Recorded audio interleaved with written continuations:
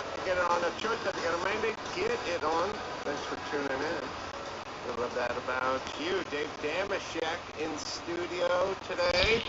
And it's a reunion, Ace. It's a reunion. The Man Show boy we lost track of for 20 years is now coming in. He's now older than us, I think, right? Oh, he passed me like 7 months ago. Yeah. Things started popping up online. People were sharing his vids. Maybe TikTok is responsible, and so there was a whole renaissance for what we called MSB. Because I don't know why we gave everyone sort of, abbreviated. We're very busy. We have to tighten things up. So there's the Man Show boy, and he's universally loved.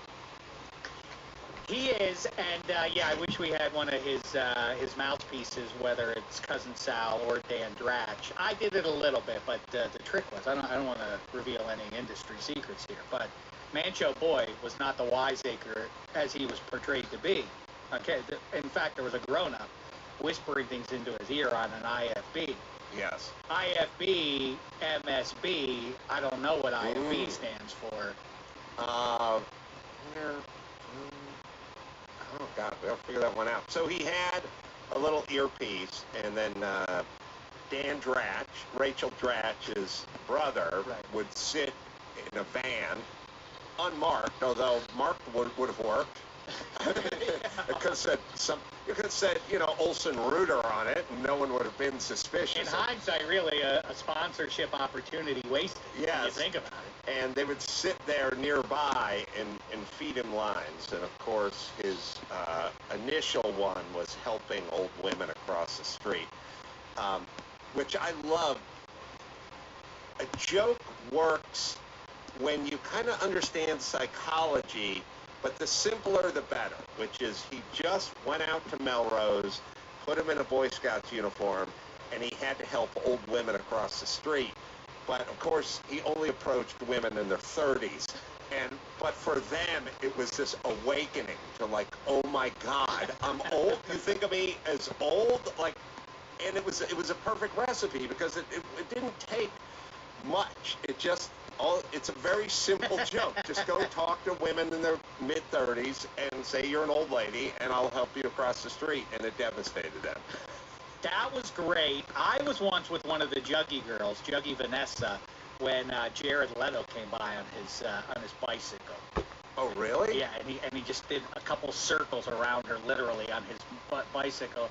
She's like, "What's up?" He's like, "I wanted to see what's going on in your world." When was this? During the Man Show, we were doing that, and he was an actor. You were out on the street? Yeah, I knew who he was. Maybe I didn't know his name, but I recognized him as some recognizable face out there. And it's funny because I immediately resented him because on his he was too old for this dirt bike riding it around I'm just seeing what's going on in your world, and it was quite clear to me that he could have bettered her, and I didn't care for that, What bit were you guys shooting? Do you remember? I remember there was an open van, and it was marked. No, it was unmarked. But either way, I remember something to do with a van, and maybe it was her trying to get help from people, or to see if guys would stop by to help her out or something. Yes, I do remember that. All right, so I haven't seen the Man Show boy probably since we played our end of the year softball game, where he came out there with his dad and his mom, I think, and we played softball. Oh, yeah, that's right. Boy, that was forever ago. You know what would be a fun thing? Is let's do a lineup. See if Donovan or whoever can go out on the street and grab 2 or 3 other schnooks and see if Adam Carolla can ID the Man Show boy. Oh, he's changed. Well, yeah, I would expect. But I've seen pictures. I hope. Well, he was heavy set, and now he's a fitness guy. Oh, is that true? That so often happens, doesn't it? I don't think you recognize him. Is the little kid who was the weightlifter guy when he was 9? Remember that kid who was super jacked with the long hair? It'd be funny if he was fat now. That would kind of be like your thing about when you're a guy and you marry a woman better looking than you, and then you eventually pass her in the physical appeal department. No, that's not my theory. My theory is women who I watched and idolized and ogled and possibly rubbed one out to in my youth, I could have them now.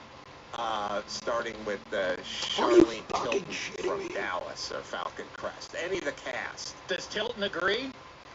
It's not her choice. I see. Okay. She. Now, but you don't get to pass everybody. I mean, I haven't passed Linda Carter. No, indeed. Linda Carter's 71. She's Wonder Woman. Still looks fantastic. Yeah. Jacqueline Smith, Charlie's Angels, have not gotten past her. But there are other women I've passed. And I could get them now. There's a greater compliment a woman could receive. A woman of some age. Adam Carolla announcing, I'm still not as good as you. I still couldn't get you. You would be doing me a favor if you had sex with me, Jacqueline Smith. Would that be a feather in your cap at this point in 2023? Yeah, I think I feel like you don't need to put a time stamp on it. You just say that's one of the Charlie's Angels.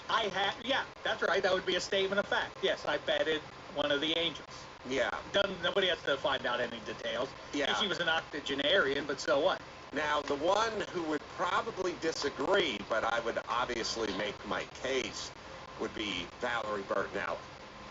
I think she's for the taking. You feel that she should be with you. She has to. If you offered yourself to her, she should take a look in the mirror and say, like, okay, this is where I am now. Yeah. This is my level. Yes. With the first demonstration, you aren't sure that Bertinelli would agree. I feel like she would fight vehemently, but rules are rules. You know what I mean? There's a certain point where it's not up to her. The reason they're sanctioning bodies. You know what I mean? Like, you don't just get to be ranked 25th as a middleweight by the IBF and go, fuck that, I'm number one. But we have a ranking. You know what I mean? That's where you are. I do. Wouldn't that be a fascinating thing? I've thought about if you lined up, I don't know who the objective body who would weigh in on this would be. I'd love to see if you lined up every American. Let's just keep it, stateside. I could get Daisy Duke, by the way, from Dukes of Hazzard. Wonder who would be directly across from you. What woman would stand across from you if you lined up? So what are there, 300 million Americans? Is that right? 330. 330. Okay. All the men on one side, ranked most handsome to least, and the women most beautiful to least. What woman would be standing across from you? What do you think you'd come to? You think, I know it's easy in a vacuum. It's sort of like talking about the AFC in 2023. Like, oh, look out now. This Bengals team, well, be careful with the Dolphins. They're like, yeah, it's easy to talk yourself into them until you look at the teams they have to play. It's easy to say, like, oh, yeah, I consider myself like a 7. Yeah, do you think you are a 7? Well, here's the problem with this analogy or this scientific test, which is, for men, there's many other factors. You know, income, status, sense of humor, stuff like that. It can't just be a full aesthetic, comparison. I think, is Jacqueline Bisset still alive? Because she may... Jackie Bisset. I would be interested to see, now you're talking about different factors, like Hawn. Hawn's in her 80s, I'm pretty sure. Goldie, I mean. Goldie Hawn. Hawn would be a big name. That'd be a big get for you. It would. Jacqueline Bisset is 78. She's alive. Okay. She put any weight on, or? See, because it's a two-way street, because Goldie Hawn, she got Kurt Russell. You're no better. I'm no better than Kurt Russell. She has him. You know what I mean? And she has an income. She has a favorite daughter. She has a daughter that's successful. She has a son who's successful. There's mitigating factors. Whereas, like, Charlene Tilton from Dallas, that's clean. I mean, was Charlene Tilton on Dallas or Falcon Crest? She was definitely on Dallas. She might have moved to the Falcon Crest. Wait, no. Falcon Crest, but then there was another one, too. I can't remember what that was. This is one of my favorite things, Ace, is that the difference between how we perceive ourselves versus the rest of the world. I suspect and could almost certainly guarantee, having bounced off of a number of human beings in my day, that most of us think we're better looking than we actually are. What characteristic of a human being do you think there's the greatest disparity between self-perception and the rest of the world's perception of you? Is it physical appeal? Is it kindness? Smarts? Sense of humor? I would add one more. Go ahead. Where the biggest chasm is promptness. People that are late all the time do not perceive themselves as late people, but the entire world sees them as late, and friends and family start making adjustments around them. You know, like, oh, the flight is 11, but the flight's 11:30. Just say 11. Believe, you know, like, they start working around you. So I would say promptness would be my you know, as somebody who is in but the niceness is number two. But people think they're nicer than they actually are? Yes. Well, the problem with niceness is it's not clearly defined, which is I'm not a nice person, but I would never screw anyone over or do anything to anybody. And it's really what you would prefer in a neighbor. You would much rather have a decent neighbor than a nice neighbor. Because a nice neighbor would be nice to you all the time, but also may borrow your shit, not return it, you know, a tool or something, or wants you to deal with the tree that's hanging over, but it's on their property, but you got to deal with, like, there's a lot of nice people that hide behind nice, but they're sort of, their behavior is dubious, their character. I would say that I'm a high character person that is not nice. That was but I know a lot of nice people that are low character.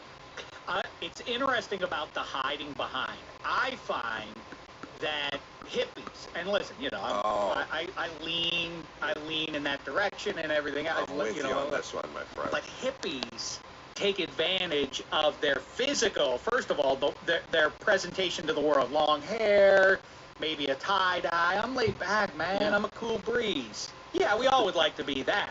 But those are the guys who bogart the joint more than anybody else, right? They're like, well, come on, man, can I crash here tonight? Like, I don't know, would I ever get to crash at your place? You're a pain in the ass about sharing your stuff. It only seems to work one way. That seems to be, you know, where this is... and nerds. Nerds get very rageful quickly. Hippies.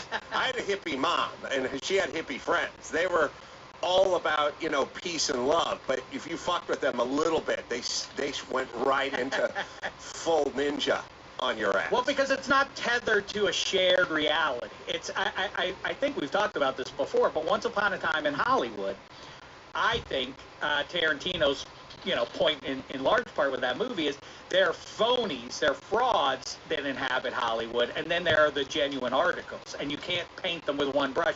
The competent ones, Brad Pitt and Leo DiCaprio and the little girl who DiCaprio talks to, they are the competent people. They're very different people, but they all get the job done. They might enjoy a drink, they might do whatever, but when it's time to get it done, they get it done.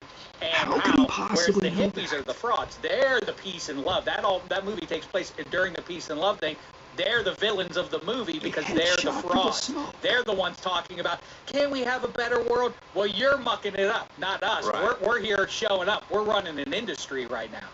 No, I come from a group of these people, which is, they talk about the indigenous people, they talk about climate change, they talk about, back then it was the Ice Age was coming, talk a lot about this group and that group, never do shit for anybody else, including paying taxes. My mom said to me before she died, she was like, but rich people don't pay taxes. Okay, first things first, rich people pay the lion's share of the taxes, number one. Number two, you don't pay any taxes. My mom never paid any taxes, was obsessed with people who didn't pay their fair share, except for she didn't pay any. It's kind of announcing, if you're like, I'm a hippie now, you're basically asking the world to bend to your will. Right. Is kind of what you're doing. But as a member of the tardy community, I have to speak up. Everybody always says, don't you see how narcissistic it is? You're expecting everybody. You're showing up late, and that changes everybody else. Like, no, you're the narcissist. You think that's going through my head that I'm inconveniencing you? That's not about you. I can't keep a clock. That's all. It's nothing to do with you or being inconsiderate of you. I got crap going on. That's all. Yeah. I'll get there when I get there. Yeah. And you'll thank me, Charlene. Wait, she's yours. Yeah. Charlene Tilton. How old is Charlene Tilton? Tilton. I met Tilton once. She was a beautiful blonde. She was. But she's 4'10". Well, that's part of the thing. Oh, okay. That's why she has no choice in the matter. Not really. Charlene Tilton's 64. Put a couple of pounds on. Ah. Yeah. I mean, the list goes on and on. The answer, though, the correct answer is sense of humor. Everybody thinks, whether that they think they're a wiseacre and can crack a room up, everybody thinks they get the joke. But, yeah. But few do. Mainly the ones who go, I have a great sense of humor. What Dave Chappelle said is not funny. Like, they do that. So you're basically saying you have a sense of humor, but what the guy with the black belt in humor said isn't funny, and you'll be the arbiter of what is actually funny or not. All right, I have other things to get into, Sheck. Okay, I'm sorry. I didn't mean to. No. It's your show. Do what you want. I enjoyed our journey. We have a list. We thought we'd revisit this with Sheck, since Sheck knows all things sports. We have came out a few weeks ago. I guess it's the best names college football. Yeah. I don't know if you saw that. Podcast, by the way, -3 in extra points with Cousin Sal is one of the couple of the pods that Sheck does as well. We have my list, which I came up with several years ago. My list. Well, actually, it's a little dark. I can't read it that from here. TV. Look at this TV then. So we have 6 players, football player cards here that were made based we off have the wide names. receiver, the vigorous lover. We have wide out, librarian Booker. We also have legs akimbo. I think he may be a flanker. Nadir Zenith. He's a kicker, foreign guy. I think my favorite is I don't know, Feral Cats, big run stopper. Feral Cats is pretty. I mean, they're all 6 pretty strong. Oscar Buzz, I wasn't aware of. Oh yeah, he's a shutdown corner. Oh, I think we have him as linebacker, but we moved him to corner. He's a little undersized. They have their own football cards and everything now. Oh yeah, a lot of these guys are in the show. So, but what is the actual list?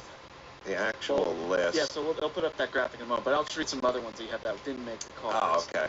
We have the gluten-free offensive lineman. I like that guy. My personal favorite, Modular Holmes. Oh, Modular Holmes.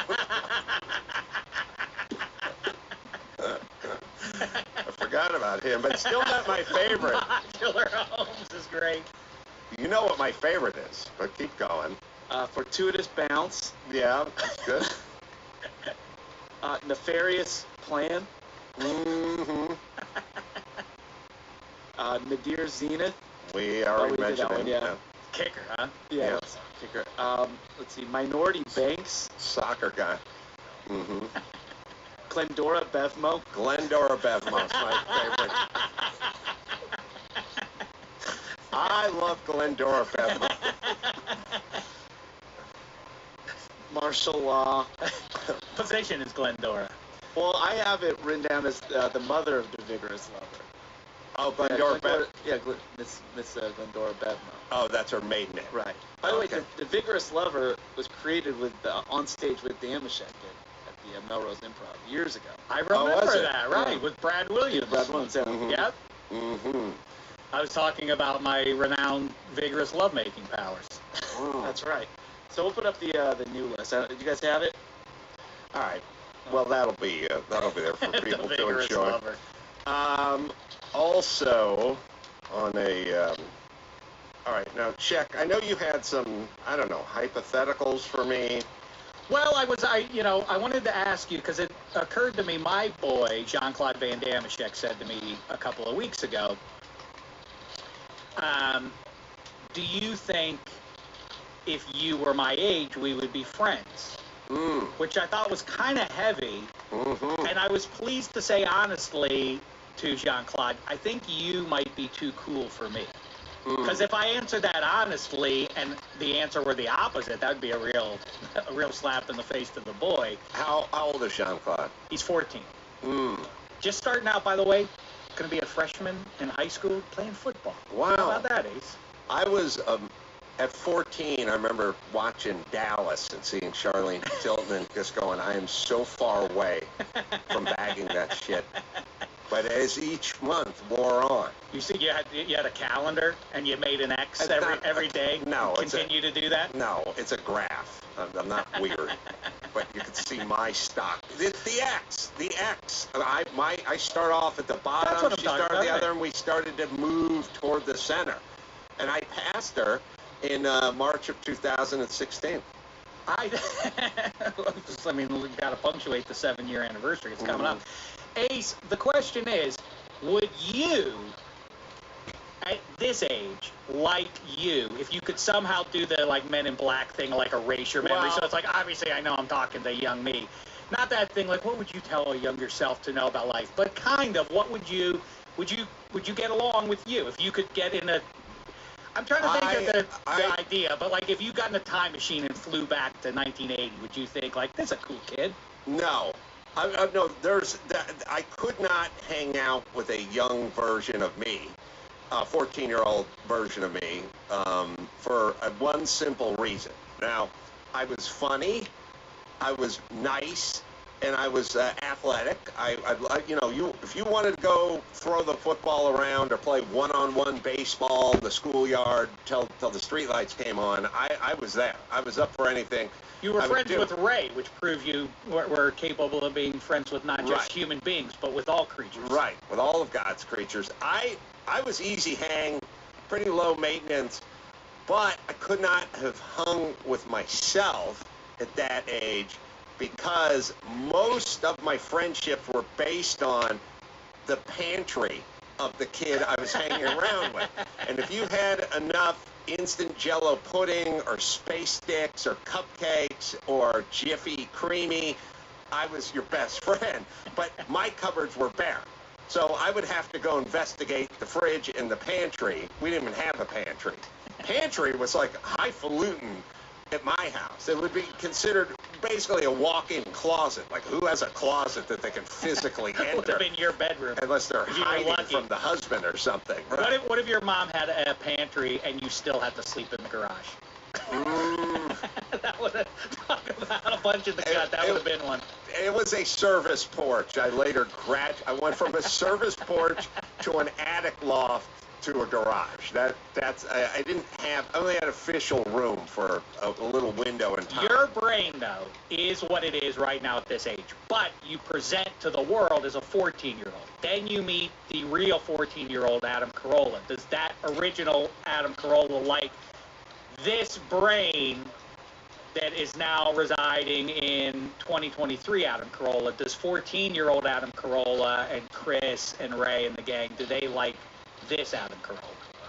Oh, I don't know. I was always kind of the same in that I liked comedy.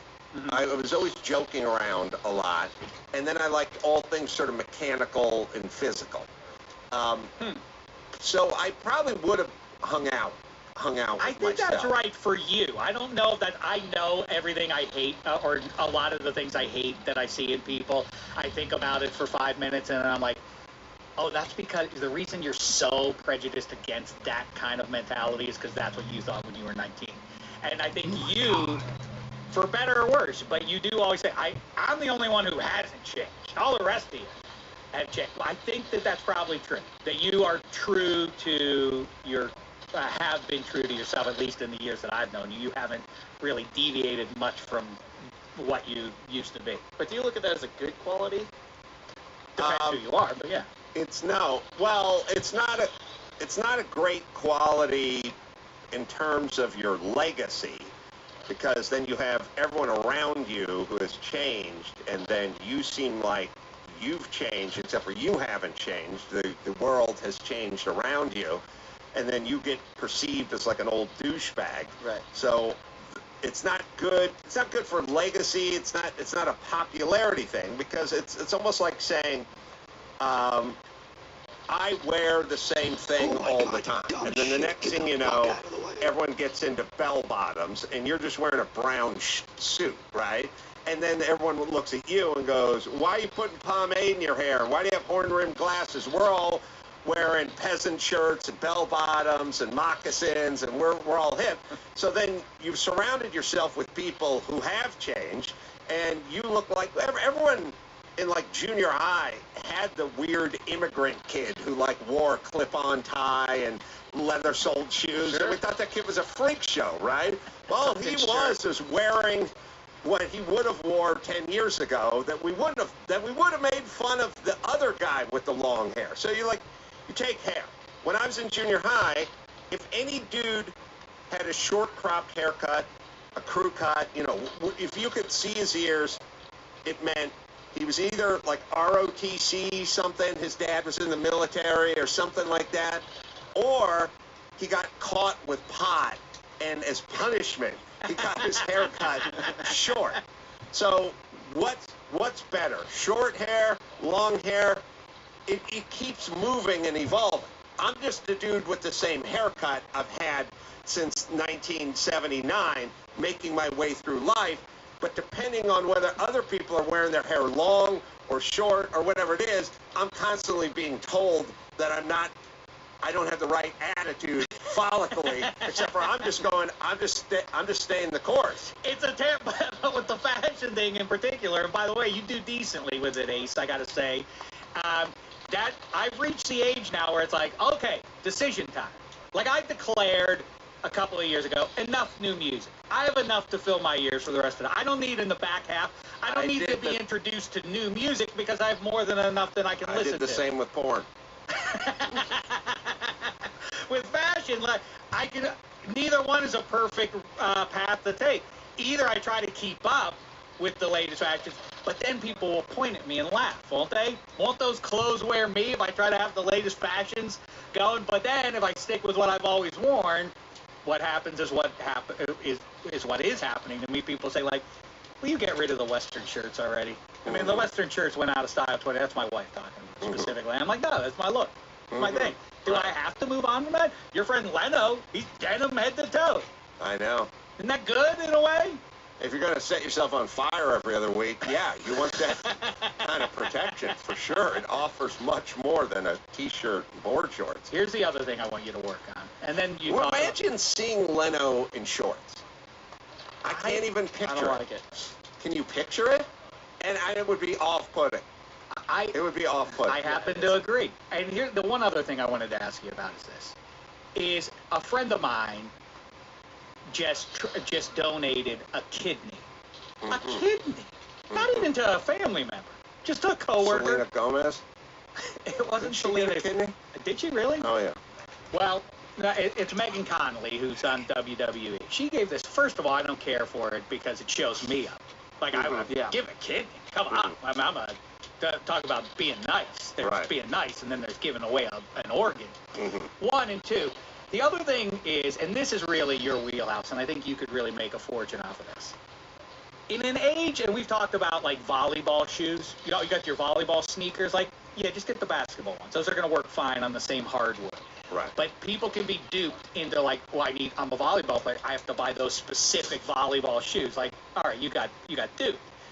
If that's the case, though, why are we still transplanting organs or carrying organs in the Igloo beer cooler? The lunch. Don't we need, and this is your wheelhouse, you're a construction guy, come up with an organ-specific transport mode. And every hospital will have to have one. Right. And make it cost like $1,000 each, even though the Igloo thing that it'll replace only costs $20. Yours is made purely for organ transplant deliveries. And now you make a fool, because every hospital has to have one, or they're second rate by definition. Yeah, or we just charge $80,000 for the sticker that they put on the side of the Igloo. Either way. One. That'll be easier. I'm for that. Yeah, I guess we can't do better than the Igloo people. But That's unsatisfying. I know, I it's agree. Unserious. No, I agree, and it's kind of off-putting. It's sort of like when you go to the zoo and they're feeding cod to the sea lions and they have the Home Depot bucket. Yeah, right. Exactly. I want a fucking zoo cod bucket. I gave you one of my 2 kidneys. Right. You can't meet me halfway. Yeah. You're taking it. You emptied out the beer cooler from your trip to the beach over the weekend to take one of my kidneys across the nation. Agreed. Shame on you. Yeah, and it also obviously could add for confusion, and I don't know who'd be more pissed off, like the guy who thought he had a six-pack of Sam Adams and he's sitting at the beach and he opens it, there's a human kidney in there. That guy would be upset, but I could also make the argument that the guy who wanted the kidney instead got the six-pack of Sam Adams would be pretty pissed. Half the movies and TV shows we saw growing up involved, we screwed up the 2 bags. You took mine and I took yours. Yeah. How have we not had, wait a minute, there's a liver in here. Yes. All right, Man Show Boy, Aaron is out there. Have you lost Medicaid or CHIP? At healthcare.gov, 4 out of 5 customers can find a quality plan for $10 or less per month with financial help. Enroll in a plan today at healthcare.gov. Paid for by the U.S. Department of Health and Human Services. Oh boy, Aaron is out there. We also have the college football all-name team, by the way, with Shaq. You must know some of this, right? Off the top of my head, I would like to see the list. I know that the Steelers have someone in their camp right now named Luke Barkoo. Luke Barkoo. Well, I'll slide you the list right there. Oh, listen. You know where it's at these days? The NHL draft. Every year it is a gift. If you could get me the NHL first round from last year and this year, the array of names, you may pass out. You'll swoon so hard at this. Of course, I think the most famous one is General Booty. Right. It's good. Dakotas Crawford. Fat Watts. The Realist Clark. Rowdy Beers. Rowdy Beers. Rowdy Beers is nice. You can't. I mean, that's. I'm resentful of that because, like, he got the gift that he's cool no matter what. There's no way Rowdy Beers doesn't work out. You know, he's a success the day he's born. Now, this guy who's going to Ohio he's got to overcome some things in his childhood. Well, hold on a second. Parker Titsworth. Parker. And also, don't you think? Because you watch Inside Training Camp or all those shows, right? Mm-hmm. And at some point, they're all sitting around in that room, and it's time to make the final cut, and it's kind of a coin toss with the last 2 or 3 guys. You know, you got the defensive line coach like making a case for his guy, and then the other guy's kind of making a case for his guy, and they're talking about, they're looking at some film, or they're talking about, he needs motivation, but he's got good foot speed. It's like a lot of, don't you think if it comes down between Rowdy Beers and Gerald Deustein, that you're just going to go Rowdy Beers? Yes, except it doesn't, what doesn't kill you makes you stronger mentality. If your surname is Titsworth, you went through things in elementary school and middle school, and you came through clean on the other side. So aren't you forged now in a manner that somebody who's gone through? I'm just saying you're going to have to release the official team roster at some point, and you want Rowdy Beers. It's my mini driver argument. You're right. I don't think we would know her name if her name wasn't Minnie Driver. You people like saying it. They want to work with her. We don't need her as an actress, but yet here she is. I hear what you're saying. I'm not going to fight you on that. There's Rowdy Beers, and then there's Rocky Beers. Wow. And they're both tight ends. One goes to FIU, one goes to Air Force. Surely these are twins, right? It's got to be. And Rocky going to the Rockies to attend the Air Force Academy makes all the sense in the world there. There's, who else? I mean, I love Titsworth. It's pretty good. Juice Scruggs, Booby Curry, As You. And there was a Booby Clark who played for the Bengals, wasn't there? Booby Clark, yeah, that's all right. And there was also, what was his name? Booby Gibson played with LeBron on the Cleveland Cavaliers. Oh, I didn't know that. Yeah. I love it. Booby. All right, Aaron is here, the Man Show Boy, after so much speculation, so much discussion of where the MSB is. Yeah, I think people are going to be most shocked that he's not Andy Milonakis. That's right. We will bring him in for a reunion. Not MBS, though. MSB. An important distinction, right? MBS is the bad guy from the bone saw. That's MBS, right? Oh. MSB.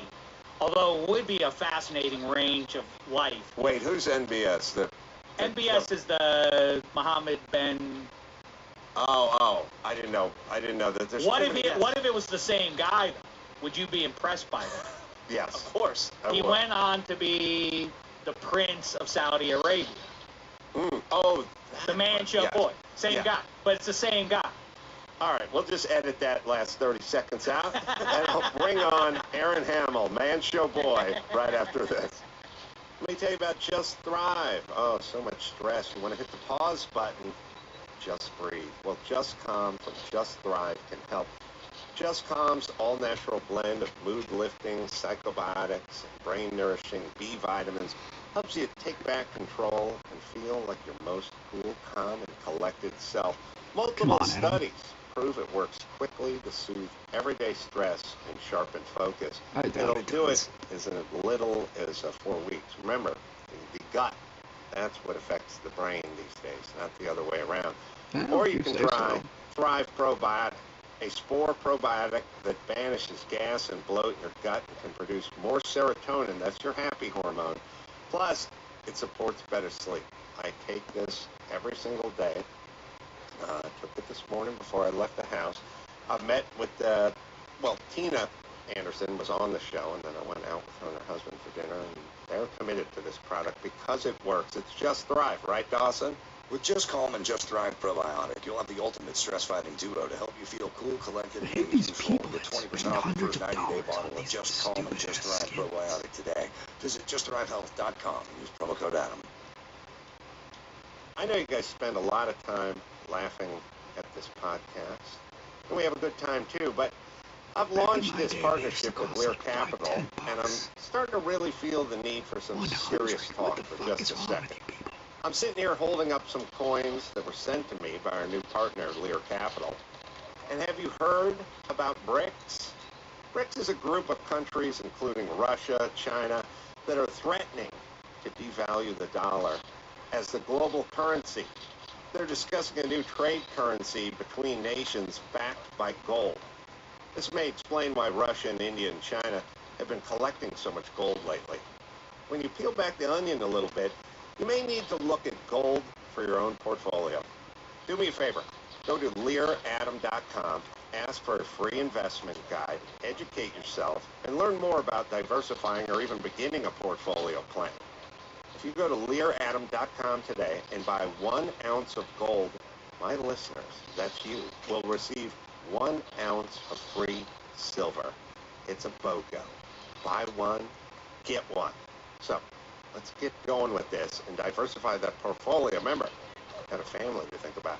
Check out LearAdam.com. That's LearAdam.com.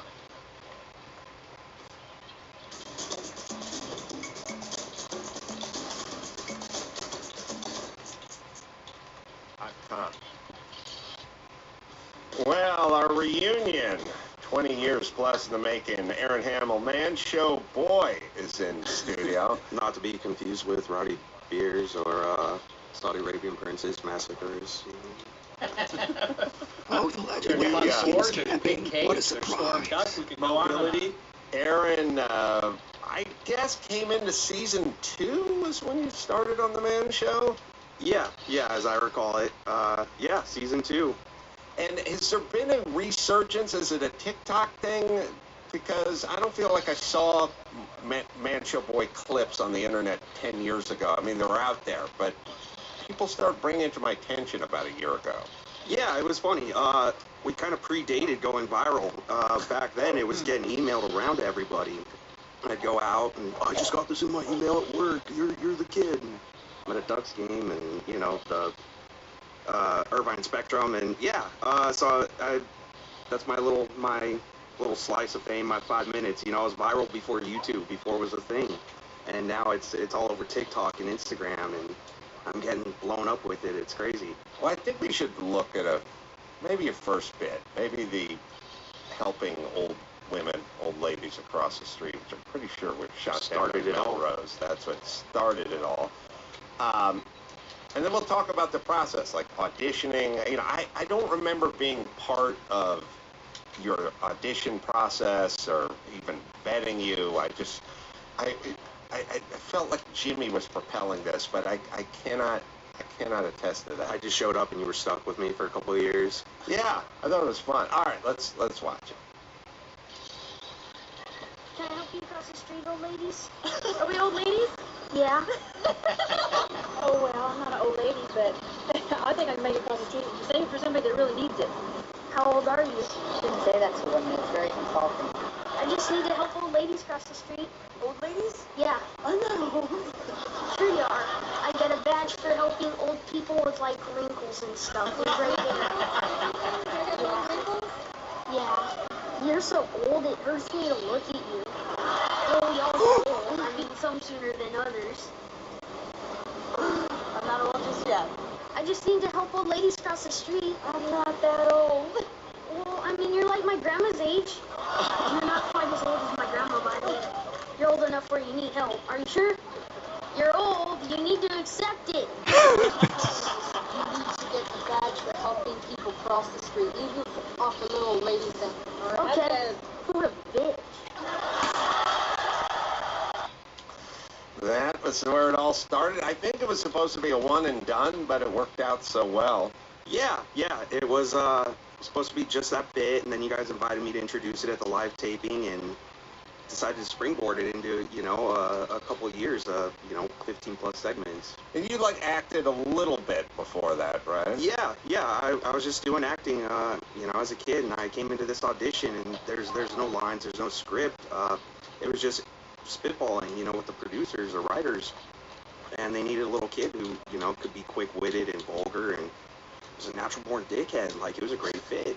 Now, do you remember the earpiece and working with Dan Dratch in the van and and Cousin Sal, I guess, would be in there periodically as well? And you have, things you wouldn't say. Yeah. I remember Dan Dratch and obviously Sal. Great times. We'd ride to the shoot, be in the van, spitballing stuff. They kind of set me up with some stuff, and then later on we started incorporating earpieces where they could come up with stuff on the fly. And it was a great time. I think the one that I really struggled with wasn't so much about being a dickhead, but I had this bit where I was a Girl Scout.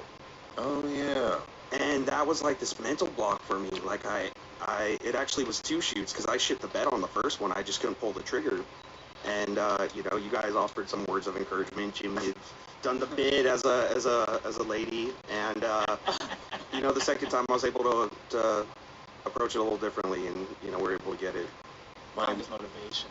My most vivid memory is when Bobcat Goldthwait, who I guess directed you in some of these bits. Yeah, I remember Bobcat, and I was waiting for the voice, it never came.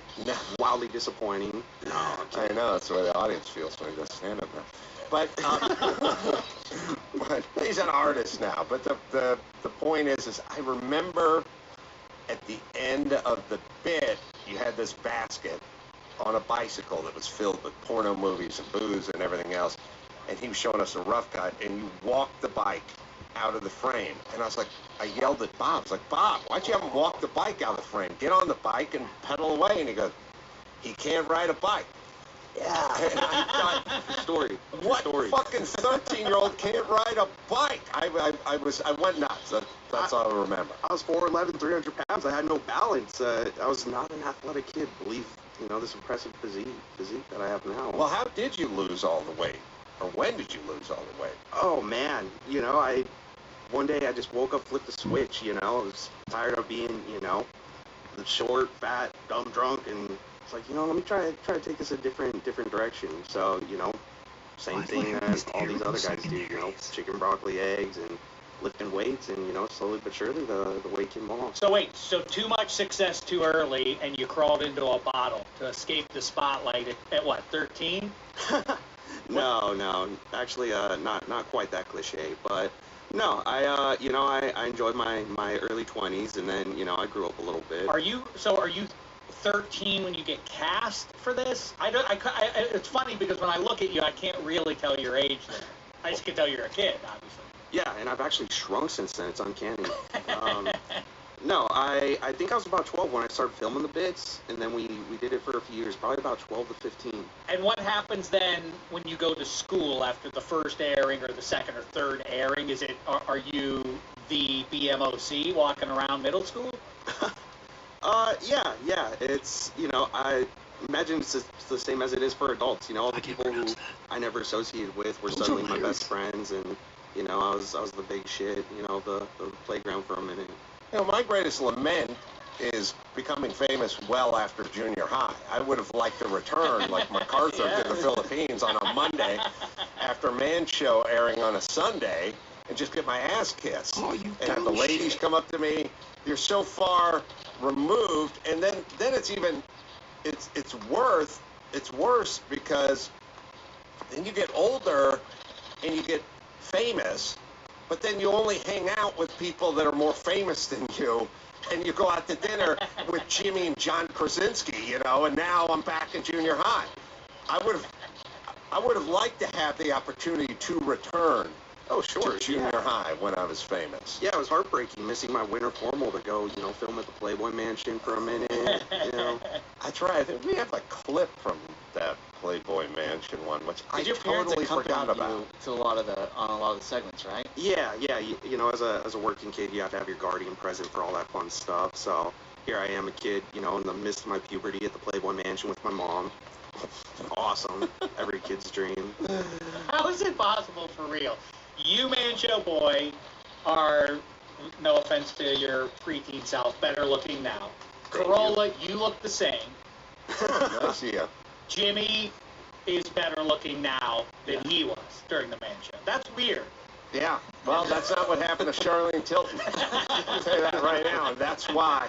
Well, I'll make the case off the air. Do we have this clip? Bye-bye. Hey, where's the Man Show Boy? I don't know. Oh, there he is.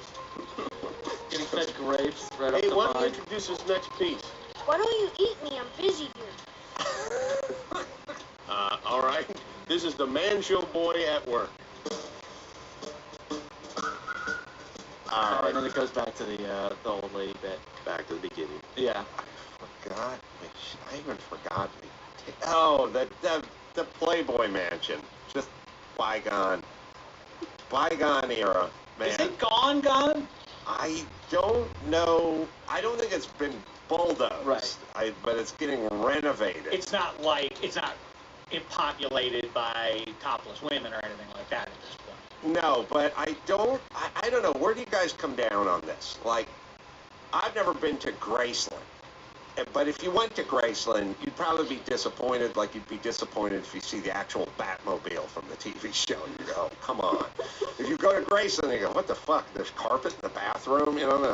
But it's the way Elvis left it. And I think we're all happy that nobody got hold of Graceland and did like a, tore it open to the studs and went and got some, hipster marble and some cool, Euro this and cool that. Like, it's just a time capsule, right? We should do the same with the Playboy Mansion, right? The Playboy Mansion, which sold for multiple millions of dollars because it's the most expensive real estate in Los Angeles. It was on multiple acres. It should be time capsuled, right? Yeah. Of course. And talk about things that live up to what your imagination might be. When we went there on the radio show, that was one of the great nights because, of course, I expected to be this. Well, like Playboy Mansion's not going to live up to what I would expect it to be, but it was a Halloween party maybe, Mm-hmm. or maybe what. But there were just women good-looking women nude, just walking around, and not like making an appearance or anything. They were there for the whole show. It was wild, and there was half over there dressed exactly in velvet as you would want him to be.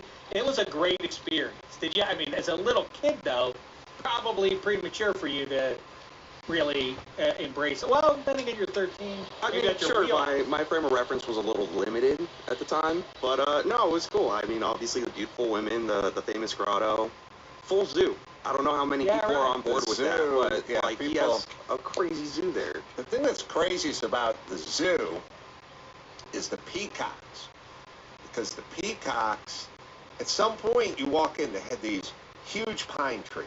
They soared like 80 feet in the air.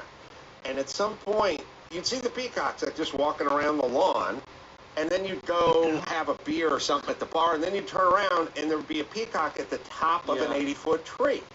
And you're like, how did that peacock... I've never seen a peacock fly. I've never seen it, but they must fly in order to get to the top of this tree, but they only strut. They just prance about. That's all they do is sashay or whatever they do, and they preen, but they do not fly. But they do fly, but they don't let you see them. Only when nobody's looking. Flying. Yeah. It's like hot chicks and shitting. Now that you mention that, you just don't get to watch unless you really pay through the nose. But is there footage of peacocks flying? Because that was it. You'd see them just walking all around the grounds, and then boom, they'd be at the top, just standing on a branch. Wow, I've never considered it until this very moment. But yeah, I've never seen one fly. Yeah, that was weird. You mentioned the grotto too. Mm-hmm. That's the one thing I might change. That was gross. Mm-hmm. It's the spongy floor, and it smelled, and it was sweltering heat in there. That was the only.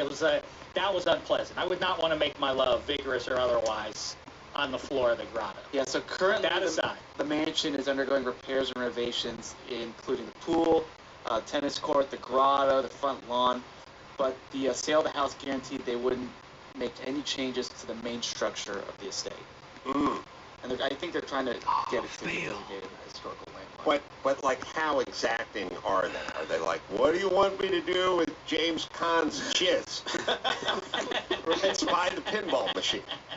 You got to put cellophane over it, mark it. Yeah. That seems like a Carolla project, really. You would honor it. It's sort of like updated football uniforms. They're a tip of the cap to the past, but just with some modern little touches to it. I think you could master exactly that. We have a video of a peacock flying, which no one has ever, I've never seen it.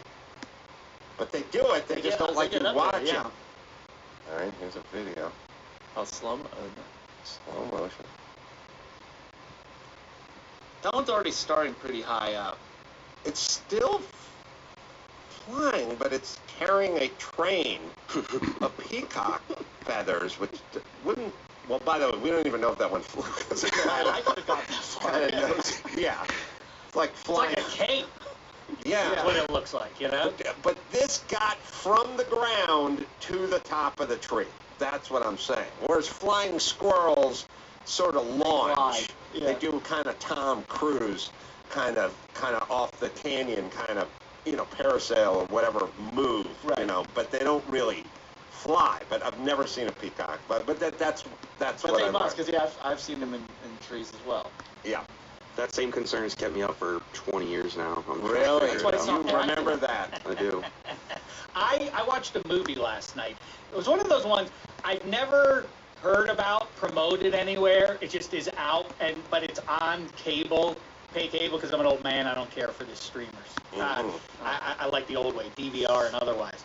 But anyway, I'm watching it. Two girls, I don't know how, they get way up like a 100-foot pole in the desert. Like way up high. Do you know what I'm talking about? It's a good movie. Fall. I think it's called Fall. Yeah.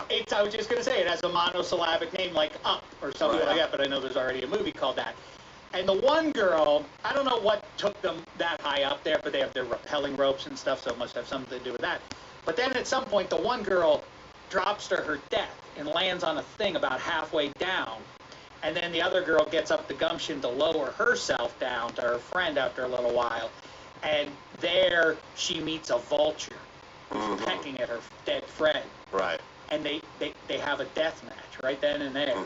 And she kills the vulture and then eats it. Now, the vulture is the most ironic beast to consume, right? Yes. One, and two, would you eat a vulture? I found out a couple of years ago people do eat bears. I never knew that people actually eat bears, but a vulture. Is there a bigger flex? I mean, Than killing a vulture and eating it? I know. yeah. No, that's a flex, you're calling it. Yeah, that's a move. Is a peacock tastier than a vulture just because it's more beautiful on the outside? I don't know.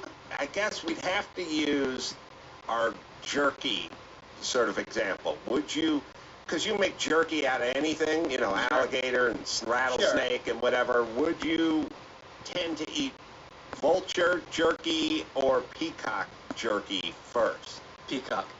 And I don't know why. Oh, you'd rather, well, but then we feel bad because we draw a line in the sand, of course, about what we don't eat dolphins. No. Because they're our friends. Well, I'm You're judging it based off of the. I believe the peacock's diet is better than the vulture's diet, so I think the meat would taste better. Yeah. Now But you're applying logic. But peacocks are just eating grubs, though. You know, it's not like they're eating smoked meats or anything. They're just eating a bunch of. We have a better peacock flying clip. When you talk about a flex, Gotta eating see. a lion would be pretty good too, wouldn't it? Yeah. Here's a peacock flying. I don't know why they're all Starting slow from motion above. and they'll start. Is there a peacock that launches from the ground? Is what I'm asking. It's like dragging a hallway rug behind it. Doesn't look right. A runner. Yeah, a runner. Yeah, there you go. It's a good name for what it is. You know what I mean? Yeah. You know the best name for what it is? Sleeping bag.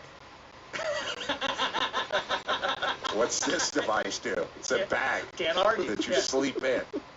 You can't. Yeah. Toaster oven's Well a close done. second, Well done. but sleeping bag is just the best Perfect name. Good job, namer. Right. Yeah, and let that be a lesson to you, Mr. Duvet Cover. No one knows what the fuck that is That's right. because you gave it a highfalutin name. It's not. Listen. If you Road to called it Perdition. comforter bag, then we would know what it was. Road to Perdition might be Tom Hanks' best movie, or would be in the conversation, except that somebody had to get pretentious and Right. put in the title where nobody knows what it means. And now Right. people are going to look that up. They're just going to be like, well, I don't know what perdition means. Right. Let's go see Up So, or Fall.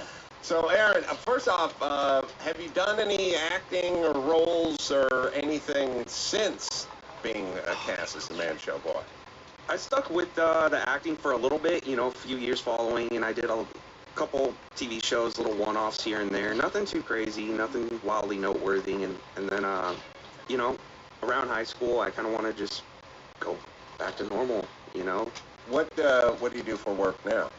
I'm a retail manager, actually. Yeah, I run various stores. I was with one company for several years, and I recently pivoted over. Is anything we could get for free? I might be able to swing 10%. I'll talk to you off the air. Okay. What are we talking about? We're talking about food. We're talking about draperies. We're talking about cars. We're talking. What are we talking? Non-consumables, general, you know, duvet covers, maybe. Ooh. No, exactly. I don't know what it is, but I'll call someone. So, When you meet somebody new, like how long before you let them know that was you in the Man Show? You know, in a twist of fate, they usually bring the clip to me. It's like this thing, I kind of forget about it at times. It's been 20 years, and then it pops up on somebody's feed, and they're going, look at this, and I go, oh, how about that, you know? Are you the opposite, though, of Carolla? Carolla says he wishes that he would have had, you know, the Man Show when he was in high school. Do you now, like, you moved on from that by choice? Do you ever try to, like, oh, what's this? A Man Show, huh? Like, oh, wait a minute, I was in this. Well, check that out. Do you impress women or anyone else? You know, just by it's- bringing it up. It's a cool icebreaker at times, you know, in certain crowds, and, you know, play to the crowd a little bit. If this is my people, you know, okay, I know something about that. do you have stories about Jimmy being a huge douchebag? Not at all. You know, Jimmy had a couple kids. I think he put on his kid gloves when we're working together. Yeah, I feel like everyone was pretty decent over there. I know you had your first kiss was on stage with a juggie. Yeah, that was a fun one. We were doing one of the live tapings, I think a season finale, and one of the juggy dancers came up on stage and kissed me on the cheek. And I go, oh, man, you just made me a hero. And she goes, oh, yeah?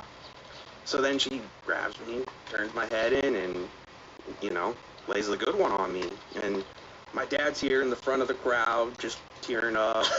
Mom's backstage horrified, you know, screaming bloody murder. No, not really. She took it like a champ. Crying's better than some other things you could have been doing. That's right.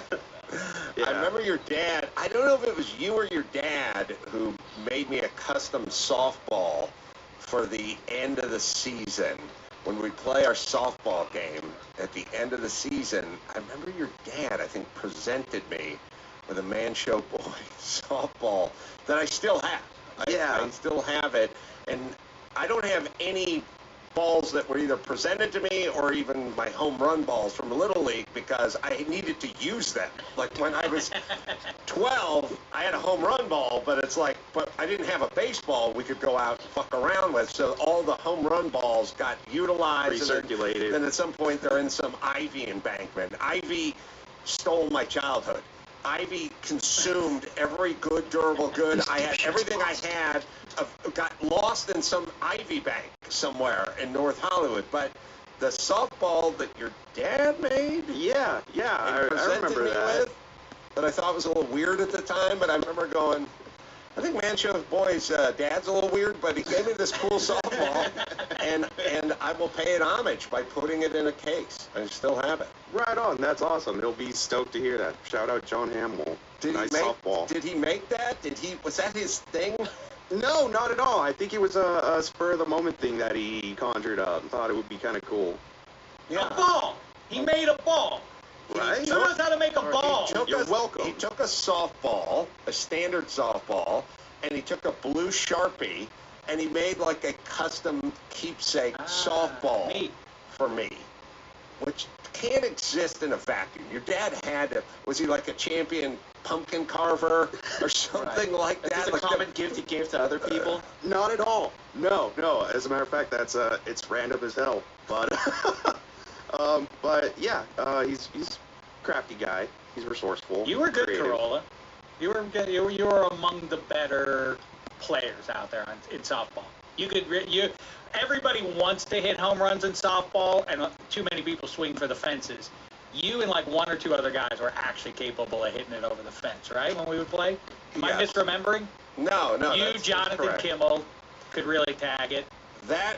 And Fat Tad. But you remember? I remember Fat Tad. Yeah. He could hammer the ball. You remember our biggest lament in softball? What's that? I can't abide by this idea that schools need to be closed, that parents who advocated for open schools were racist. It's a lie. You have to challenge a lie. My name is Jennifer Say, and this is my story. I am a mother of 4, former Levi's brand president, author, and filmmaker. When I was about 5, I fell in love with Nadia Comaneci at the 1976 Olympics. So I begged my parents to take me to the local gym, and I just fell in love. I mean, if you've watched gymnastics, you know it's amazing. It's like flying, and I really took to it right away. By the time I was 10 years old, I made my first national team. And then by the time I was 14, I begged to go to an even better gym so that I could break into the top 6, just like Olympic material. And I loved it until I didn't, because it is, as many people know, an incredibly cruel and abusive sport. I trained on broken bones. I trained on a broken ankle for 2 years. Our weight was announced on the loudspeaker. You know, at 18, we were expected to have 1-2% body fat. I didn't get my period until I was 19 years old. It was definitely a mark against you if you got your period. Like, that was bad, which is kind of insane, right? It forces you to be anorexic. And sexual abuse was rampant in the sport as well, which has now come to light. I did not suffer sexual abuse, but it was everywhere. Everyone knew, but you weren't allowed to talk about it. Despite all the cruelty, I became the national champion in 1986. I was 7-time national team member. But sadly, amidst my success, I left the sport quite broken, emotionally and physically. I walked away in the spring of 1988, a few months before the Olympic trials. I left for college. I wasn't speaking with my parents. They were devastated that I'd left the sport. I also struggled a bit in college. I was so tired. I'd had a whole career, but I found friends that valued me for my mind and my heart and, you know, not necessarily the fact that I was this gymnast. I didn't talk about it. Many didn't even know. Yeah, I don't know. I made a different choice. I said, that's not going to define me. I'm more than an athlete. I'm going to get over this stupid eating disorder that was instilled in me, and I'm going to do something. Despite all of the trauma I endured, I am a huge supporter of youth sports. They teach kids resilience. They teach you to lose, which I think is really, really important, which is why I'm not a fan of everyone gets a trophy. Teaches you if you can't do something, if you work hard at it, you could master it. You just got to find the right coach that believes that sports are a tool to develop the whole child. What? So despite all of this recovery from gymnastics, my solution at that point was to stop therapy and write a book. And it was the first-person account of the abuse and cruelty in the sport. You weren't supposed to say the things they said. You didn't talk about coaches being abusive. You didn't talk about the national team coach being a rapist. You kept that secret to protect the reputation of the sport. And I didn't. So when the story of Larry Nassar broke, the USA teen gymnastics doctor who abused over 500 athletes, I was there for the survivors.